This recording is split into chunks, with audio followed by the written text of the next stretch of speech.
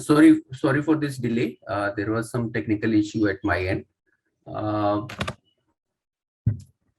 Yesterday, US market has continued to remain positive, mainly driven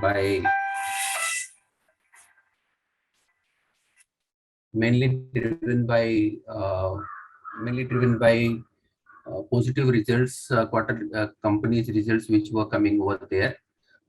Even Asian markets are comparatively positive, and US markets are flat. Whereas we are seeing some disruptions in China in the commodity today. A lot of commodities are hitting the lower side. In fact, aluminum is down by around 5%, copper is down by around 3%. Yesterday, LME zinc was down by around 5%. That was in LME, and even steel is down by around 2%. The coal which was trading over in China is also down by around 4-5% today morning, and yesterday night also it was down. So the reason being that the Chinese authorities are intervening in the prices and given some strict warning for speculations, and that is having an impact on the prices of coal and in turn prices of the other commodity as well. Even the commodity like mentha oil, PVC, all these are also down in their trading on today's trade in China. So need to be a bit watchful, may have some impact on directly on the metal shares and directly impact on some commodity, chemical commodity, which are basic commodity, not the specialty chemical, but basic chemical commodities companies may have some impact in today's trade. Yesterday, even the sugar was also down by around 2.5% in international trade. Now I'll request technical team to take up from here. Yes, thank you, sir. Good morning, all of you. This is Swati. Yesterday, we have seen a small correction into the market. The metal reality FMCG and the metal shares has stumbled, we have seen. Today, looking towards the global markets, Asian markets, our market is likely to open on a flattish note, and we might see some range-bound trading session during the day. On the technical front, for the today intraday purpose, 18,500, 18,540 will act as an immediate resistance zone.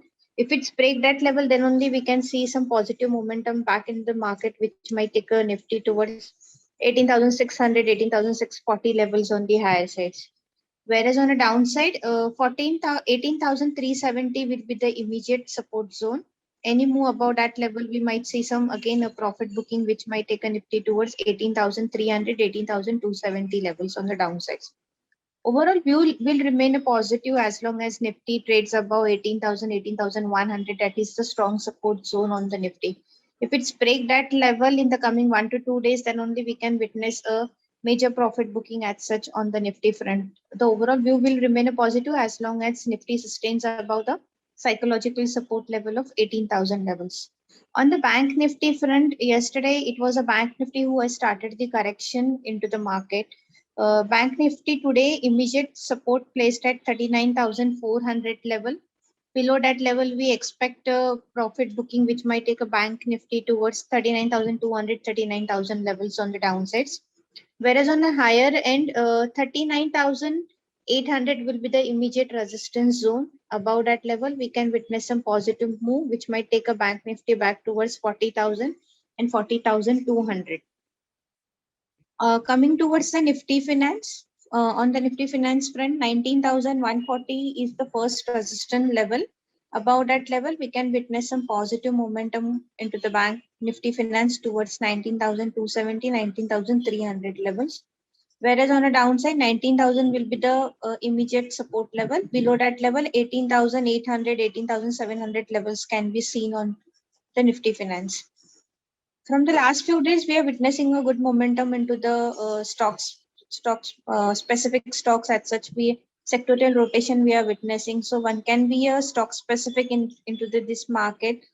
IEX, LTTS, and Emphasis, these three stocks are really doing very well in this particular market. We have a positive bias on this particular three stocks.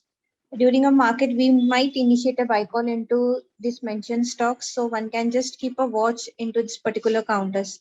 I think that's it from my end. I request derivative guys to take a call for me. Very good morning, everyone. This is Ayush Mehta. I'll be covering the derivative part for today. So by looking at the option chain and starting with the call option data of Nifty, there was a built up in call writer positions at 18,600 and 18,700 strikes. Also, a huge open interest of around 18.5 lakh contracts was seen in 19,000 strikes.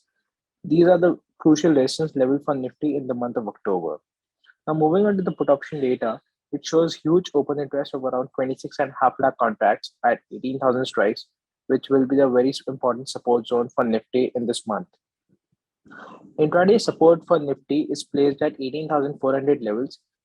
If we witnessed a closing above 18,400, if we witness a closing below 18,400 levels, it might take Nifty towards 18,200 and the psychological support of 18,000 levels will be tested. Well, we saw profit booking and sell-off in yesterday's session. For today, if we take the cues from the SGX Nifty, Indian markets are likely to open on a flattish note and it will be a range-bound session for today. As per yesterday's data, India VIX closed at 817.38. Markets will be volatile again when India VIX crosses 18 and profit booking will be seen again. Currently, there are 9 stocks under ban. That's all from my side. I request fundamental guys to take the call forward. Good morning. Yesterday, ICICI Securities result was above expectations. The brokerage and distribution revenue increased by 10% quarter on quarter, which is one of the on the higher side in recent quarters. Company added its highest ever number of clients in this quarter at 5.8 lakhs compared to 3.9 lakh clients in the June quarter. So they had changed their strategy in March quarter of last year of chasing lower ticket new customers, just like the discount brokers. So that strategy is bearing fruit. Although on the market share side, it is constant. The cash market share is same at 9%. But company did say that for the month of September, the market share had increased to 12%. So that is a positive sign. Also, these new clients which they are acquiring, they will be having lower ticket size. So it might take some time for them to start trading actively and for ICICI to witness increase in further market share. Stock is trading at 20 times this quarter's annualized earnings, which we feel is fairly priced. But if the company is able to add new clients at this rate going forward also, and if there is some improvement in market share, then this kind of 10% quarter on quarter growth, if they continue to show, stock will do well going forward. 5paisa Capital, another broking company, declared result which has declined. Brokerage revenue grew by just 4% quarter on quarter. Margins have taken a hit. Margins were down because the company is aggressively investing in ad spends and as well as technology, and this has resulted in margin erosion. Overall, we are neutral on this company. ICICI Prudential Life Insurance result was in line with expectation. APE grew by 35%, which is good, 5% above estimates. However, the margins came under pressure. VNB margin was at 26% versus expectation of almost 28%. Margins declined mainly because the share of protection has come down because of the second wave of COVID. After that, the spending power of individuals has come down, and that has impacted the protection revenues. So VNB margin was about 4% below estimates, but overall we remain bullish on this stock and we are positive. That's it from my side. Thank you. Good morning, everyone. Yesterday, Hindustan Unilever announced their results, and results were marginally above expectations. The sales came at 11. The sales grew by 11% YOY. And the EBITDA margins came at 24.7% versus expectation of 24.3%. However, the disappointment was the volume growth, which came at 4% versus the street expectation of around 6%. And also with this, the management has said that the margin headwinds are likely to persist. We have seen across the industries that input prices have gone up, which is same for the FMCG company like HUL also. So they have also seen the increase in the input prices, which they are saying is likely to continue in the near term.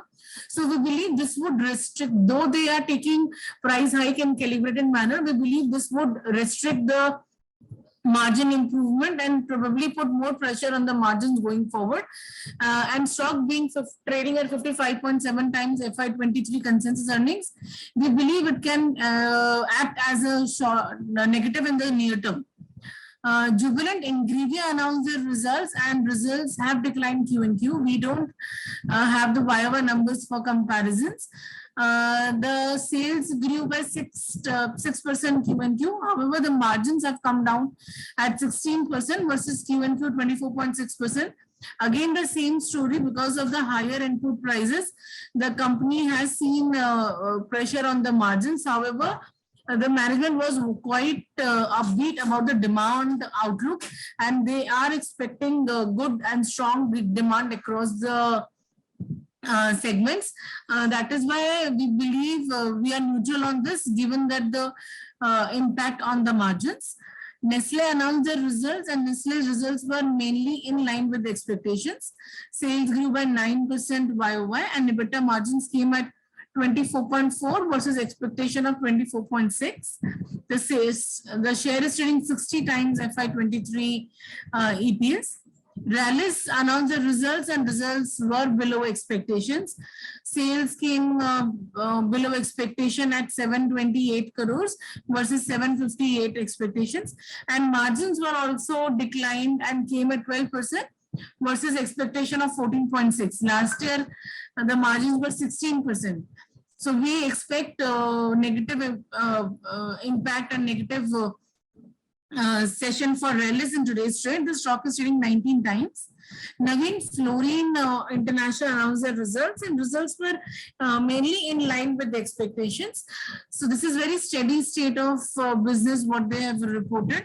The con call is today at 10:30. We'll get probably more details in that, but we expect the stock to remain muted in today's trade, because there's nothing to cheer the street on this numbers, and share is also trading 45 times FY23, which is not cheap. So we expect the share to remain muted in today's trade. Thank you. Good morning, everyone. L&T Technology Services has posted above expectation numbers both on the revenue and the margin front.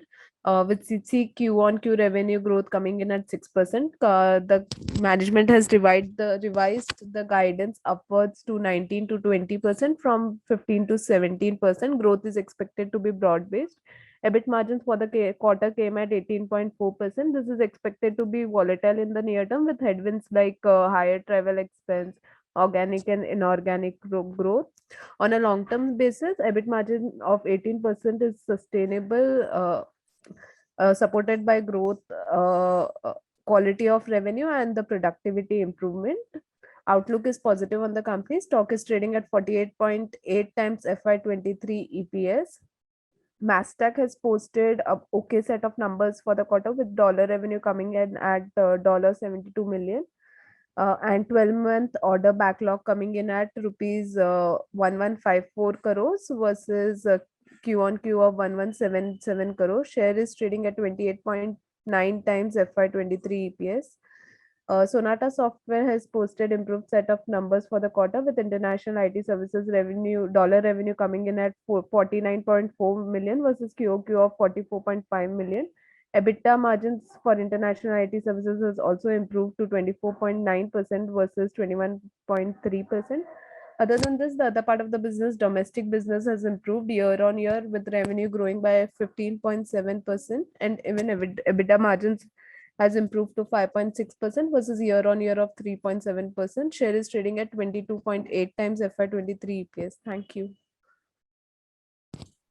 Yeah, good morning. ACC reported above expectation result. The sales volume came at 6.6 million ton versus expectation of 6.9 million ton.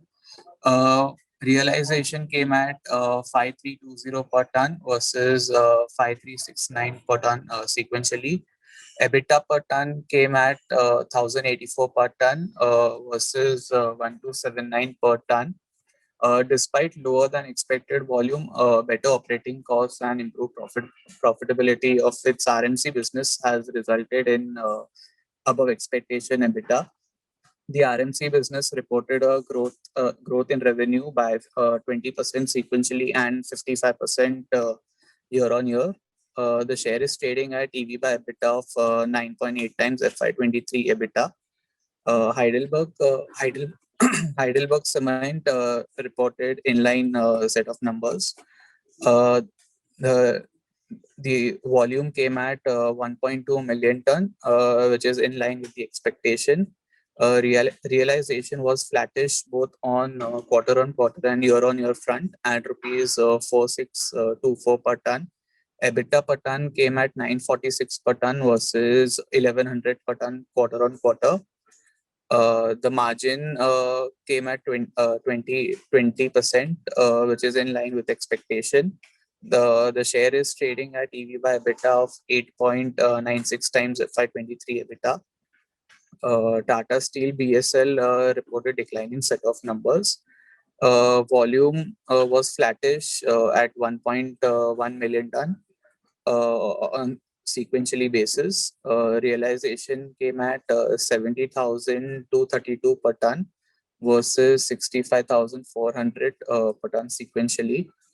EBITDA per ton came at 21,774 versus 27,734 per ton quarter on quarter. The EBITDA margin came at 29% versus 39.5% sequentially and 20% year on year. JSW Ispat reported declining set of numbers on both revenue and EBITDA front. The EBITDA margin was at 6% versus 12% sequentially and 6.5% year on. Thank you. Yeah. The Tata Steel BSL result decline in EBITDA is sharper than what was expected. So may have some impact on Tata Steel share price as well, as it is a subsidiary of Tata Steel. The decline seems to be quite large mainly because of coking coal price increase. Apart from that, even in the cement stock also, ACC, though the result is ahead of expectations, but the impact of increasing coal prices will be coming in the coming quarter, and company need to pass it on to the customer and without impacting the demand. So that will have some impact in the profitability in the coming quarter. Apart from that, DCM Shriram also announced the result. Here we have quite a few businesses in DCM Shriram. They have chloro-alkali, chloro-vinyl business, that is PVC and caustic soda business, that has done very well and shown a good improvement both quarter on quarter and year on year. Whereas the other businesses, that is sugar, has remained more of a flattish or marginal decline. And even the other business like seed and even the fertilizer and all had shown bit declining business. So overall results were more of a okay type of results, wherein one segment has taken the burden of growth. Apart from that, now the results for 22nd, we have a Reliance Industry results. Results are quarter on quarter expected to be a bit declining. EBITDA is likely to come off quarter on quarter by around 7%. That is mainly on account of mainly on account of O2C business will see some decline in EBITDA, mainly because the margins which they had enjoyed last quarter in various petchem are likely to come off in this quarter, and this will have an impact on the EBITDA of O2C business. Apart from that, even the Geo business, though there is a gain in the subscriber base by around 2% quarter on quarter, or around 11 million subscriber addition is expected, but the ARPU is likely to come off by around 1 rupees in this quarter. And EBITDA is likely to be more of a flattish quarter on quarter for Reliance Jio business. Apart from that, the retail business will see some improvement, both quarter on quarter and year on year, mainly because there was a lockdown in last quarter, and even the last year was also quite subdued. But the EBITDA in the retail business, though will improve, but will not be able to reach to their normal potential of around 3,000 plus crores. As such, expected it at around 2,300 crores. So overall results of Reliance Industries is likely to be more of a subdued in this particular quarter. Apart from that, PVR is likely to report number. But nothing has opened up till now, so the result will be quite dull. Polycab result will be more of a okay set of numbers. They will be seeing some pressure on margins, and year-on-year margin will continue to remain lower. Last year EBITDA margin was at around 14.8, and this quarter it is expected at 12.1. No doubt quarter on quarter there will be some improvement in the margins. Sales improvement will be visible, and sales growth will be around 30% year on year. So whatever the loss in EBITDA is getting compensated by higher growth. So results are likely to be more of an okay. Crompton Greaves Consumer is likely to announce number, and here again the numbers are more of a okay set of numbers. Revenue is likely to grow by around 14% year on year, whereas margins will be bit lower as compared to the last year. No doubt last year they had a lower ad spend, and that's the margins were comparatively high. This quarter company is expected to report around 14.3% margin, which is their normal margin for the year. So result is likely to be more of a okay Crompton Greaves. Then TCI Express is there. Here again results are likely to show good improvement. Revenue is likely to increase by around 30%, and margin is also likely to show good improvement. Then Tata Elxsi result is there. We had seen that most of the IT company has shown very good growth, and similar thing is expected for Tata Elxsi as well. Then Tata Consumer Product is likely to show results. We had already seen Tata Coffee results, which has shown some improvement. But overall, Tata Consumer Product will show improvement, but nothing so exciting. The revenue is likely to grow by around 11% year on year, and margin is likely to remain more of a stable. Year on year, there will be some marginal decline in margin, as last year the ad spend was comparatively lower. Then Supreme Industry result is likely to be good. PVC prices has again bounced back in this quarter, and which will support the realization for Supreme Industry and other PVC companies. Revenue is likely to increase by around 35%, and EBITDA margin is also likely to remain stable. As such, the EBITDA is also likely to increase by around 30% year on year. So Supreme Industry results are likely to be better. Then Kirloskar Ferrous result is expected. We had seen that Tata Metallic result was bad, and as such Kirloskar Ferrous result will also be more of a on similar line. They both are in pig iron, and pig iron prices got the margins in the pig iron has got impacted because of the high coking coal prices. So Kirloskar Ferrous results will be declining. Then Gland Pharma result is there, and that is likely to be more of a flattish number. Then Federal Bank numbers are expected on 22nd, and numbers are, we will see some decline in provisioning in this quarter. PVP and all are likely to show single digit growth, whereas profitability PAT is likely to be more of a stable as compared to the last quarter. So okay set of number for Federal Bank.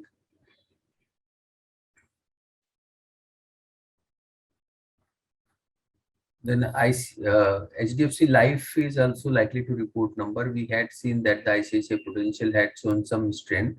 If you see the growth of their new businesses in monthly updates, the business growth of HDFC Life was even lower than the ICICI Pru also. So the results can be even. HDFC Life result is likely to be more of a subdued. So That's all from us. Thank you very much and have a good day. Subscribe to our YouTube channel for in-depth interviews of India Inc. and press the bell icon so that you do not miss our updates.